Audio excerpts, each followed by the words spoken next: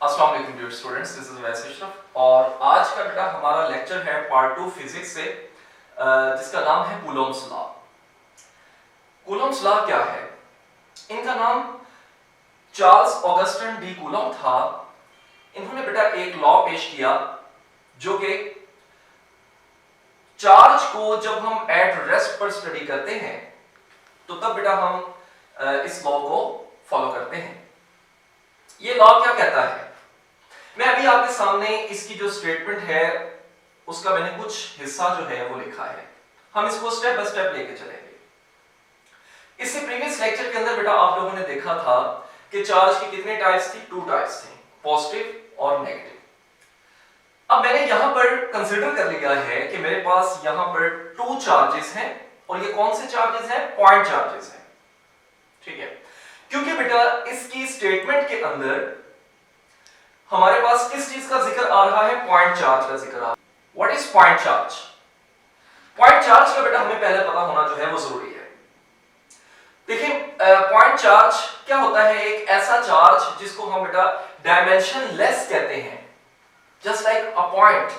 फर्ज कर लीजिए कि आपके पास ये दो जो है वो चार्जेस यहां पर मौजूद है। ठीक है, ये मैंने यहां पर 2 चार्जेस जो है वो कंसीडर कर लिए हैं।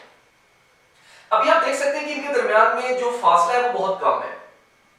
ठीक है, अगर मैं इन चार्जेस को सेपरेट कर देता हूं, बहुत दूर ले जाता हूं एक दूसरे के, जस्ट लाइक दिस, कि एक चार्ज यहां पर है, ठीक है, यहां पर इस चार्ज को मैं ले आया और दूसरा चार्ज मेरा यहां पर है, यानी आपने देखा कि इनके दरमियान में जो फासला है वो बहुत ज्यादा बढ़ चुका है। इतना फासला बढ़ चुका है कि इन दोनों चार्जेस का जो साइज है वो बहुत ज्यादा स्मॉलर है as compare to the distance between them. तो बेटा अब हम कहेंगे कि अब ये वाला कौन सा चार्ज है? एक पॉइंट चार्ज है। ठीक है, तो याद रखिए कि हम इस चैप्टर के अंदर पॉइंट चार्ज को ही जो है वो डिस्कस किया करेंगे। So keep in mind. अब बेटा आप कोई से भी 2 चार्जेस ले लीजिए। अच्छा, लास्ट लेक्चर के अंदर हमने ये भी देखा था कि जो सिमिलर चार्जेस हैं वो एक दूसरे को क्या करते हैं बेटा? रिपेल करते हैं। ठीक है, यानी अगर आप पॉजिटिव पॉजिटिव लेंगे तो पॉजिटिव पॉजिटिव को क्या करेगा? रिपेल करेगा। अगर आप ऑपोजिट चार्जेस लेते हैं, यानी एक पॉजिटिव और एक नेगेटिव, तो वो दोनों चार्जेस एक दूसरे को अट्रैक्ट करते हैं। So these are basic tools जिनको पता होना पहले आपको जो है वो जरूरी है। तो बेटा फर्ज कर लीजिए कि मैंने यहां पर 2 पॉइंट चार्जेस ले लिए हैं।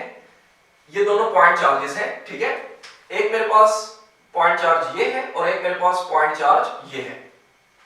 इसको बेटा मैं Q1 का नाम दे देता हूं और इसको मैं Q2 का नाम दे देता हूं। ठीक है, और आप जैसे मर्जी कंसीडर कर लीजिए। आप पॉजिटिव पॉजिटिव ले सकते हैं, आप पॉजिटिव नेगेटिव ले सकते हैं, आप नेगेटिव नेगेटिव ले सकते हैं, जो मर्जी आप इन दोनों चार्जेस को ले लीजिए। मैंने बेटा सपोज कर लिया है कि मैंने ये वाला चार्ज जो है ये भी पॉजिटिव ले लिया है और ये वाला जो चार्ज है ये भी पॉजिटिव ले लिया है। दोनों मैंने पॉजिटिव ले लिए। तो क्या होगा? ये दोनों पॉजिटिव पॉजिटिव चार्जेस एक दूसरे को बेटा क्या करेंगे? रिपेल करेंगे। ठीक है, ये दोनों एक दूसरे को रिपेल करेंगे, यानी यहां पर एक रिपल्सिव फोर्स लगेगी। ओके, तो अब हम इसकी स्टेटमेंट की तरफ बढ़ते हैं। It states that the force, कौन सी फोर्स बेटा? वो वाली फोर्स जो कि इन दोनों चार्जेस के दरमियान में है। अगर पॉजिटिव पॉजिटिव होंगे तो रिपल्सिव फोर्स, ये मींस यहां पर रिपल्सिव फोर्स की बात हो जाएगी। अगर दोनों ऑपोजिट चार्जेस हैं तो यहां पर कौन सी फिर फोर्स की बात होने लग पड़ेगी? अट्रैक्टिव फोर्स के बारे में। ठीक है, तो इसकी स्टेटमेंट क्या कहती है? The force between 2 point charges, 2 point charges के दरमियान में लगने वाली force is directly proportional to the product of magnitude of charges। यानी इसका मतलब क्या है? इसको हम आसान लफ्जों में कैसे समझ सकते हैं कि अगर बेटा ये Q1 और Q2 दोनों चार्जेस की मैग्नीट्यूड का अगर आप प्रोडक्ट लेते हो, उस प्रोडक्ट के डायरेक्टली प्रोपोर्शनल है इन दोनों के दरमियान में लगने वाली फोर्स। ठीक है, यानी आप यूं कंसीडर कर लीजिए कि अगर ये दोनों चार्जेस की मैग्नीट्यूड क्या है? स्मॉलर है, छोटी छोटी जो मैग्नीट्यूड्स हैं अगर इन दोनों चार्जेस की, तो ऑब्वियसली उनका जो प्रोडक्ट है वो भी क्या आएगा? स्मॉलर आएगा। यानी अगर दोनों चार्जेस छोटे हैं, ऐसे आप इसको कंसीडर कर लीजिए कि ये बहुत छोटे छोटे चार्ज यानी इनकी मैग्नीट्यूड बहुत ज्यादा स्मॉलर है, तो फिर क्या होगा कि इनका प्रोडक्ट भी स्मॉलर आएगा और इन दोनों के दरमियान में लगने वाली repulsive force, in this case repulsive force भी क्या हो जाएगी बेटा, स्मॉलर हो जाएगी।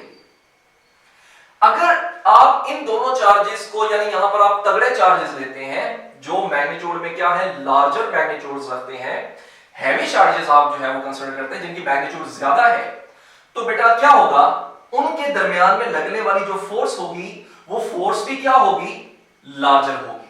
क्यों? उनकी मैग्नीट्यूड ज्यादा है। अगर मैग्नीट्यूड बड़ी है तो उनका प्रोडक्ट जो है वो भी ऑब्वियसली क्या आएगा, बड़ा आएगा। ठीक है, लार्जर वैल्यू आएगी। तो ये इसकी जो है वो स्टेटमेंट का जो पहला जो पोर्शन है वो यहां पर है, जिसको मैंने यहां पर मैथमेटिकली भी लिख दिया है कि इन दोनों चार्जेस के दरमियान में लगने वाली force is directly proportional to the product of these two charges. ठीक है, मैग्नीट्यूड ऑफ चार्जेस। अब बेटा इसकी हम जो सेकंड जो है वो जो पोर्शन उसकी तरफ बढ़ते हैं। Charges at inversely proportional and this force is inversely proportional.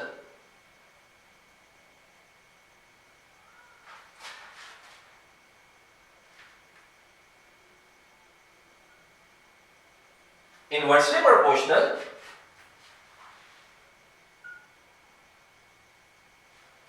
to the square of the distance between them.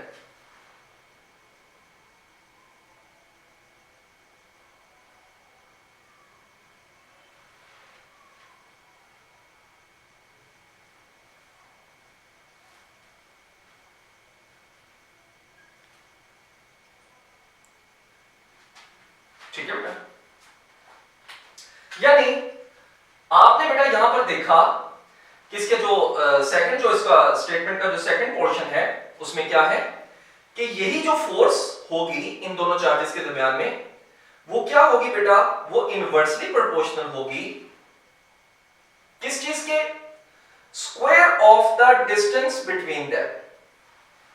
ठीक है, एक्चुअली कूलम्स ने जब इनका बिहेवियर देखा चार्जेस का, तो उसने यहां पर एक जो चीज यहां जो उसने ऑब्जर्व की चार्जेस के केस में, कि अगर चार्जेस का डिस्टेंस हम थोड़ा सा भी इंक्रीज करते हैं, थोड़ा सा भी बढ़ाते हैं, तो उनकी फोर्स जो है वो उसके अकॉर्डिंगली जो है वो सेम उसी ही रेशो के साथ चेंज नहीं होती है।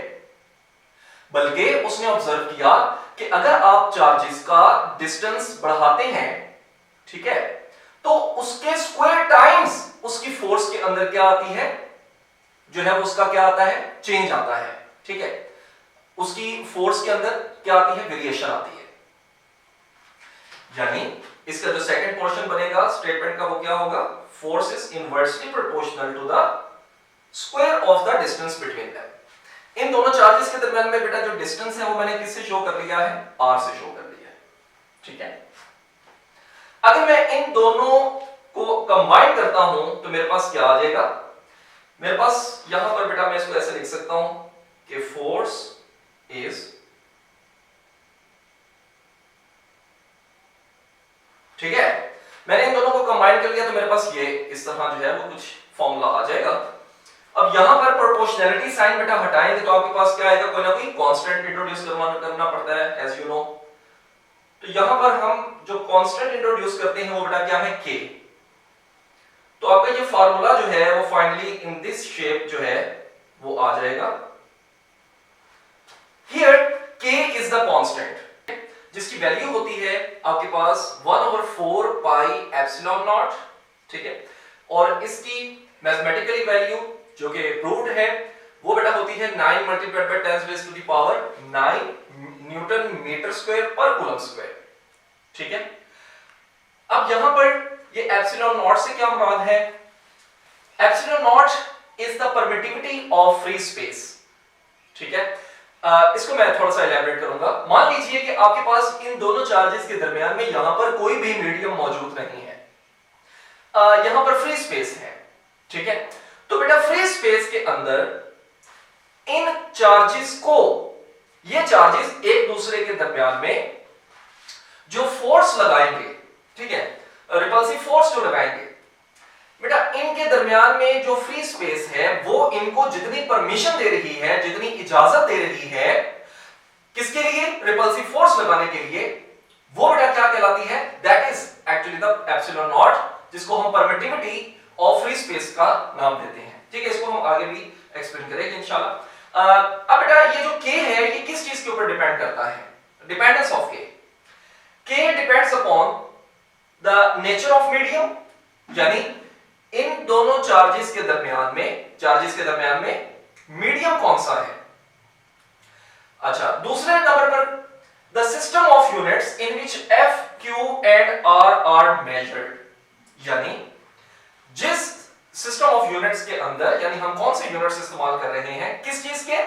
फोर्स के, चार्ज के और डिस्टेंस के।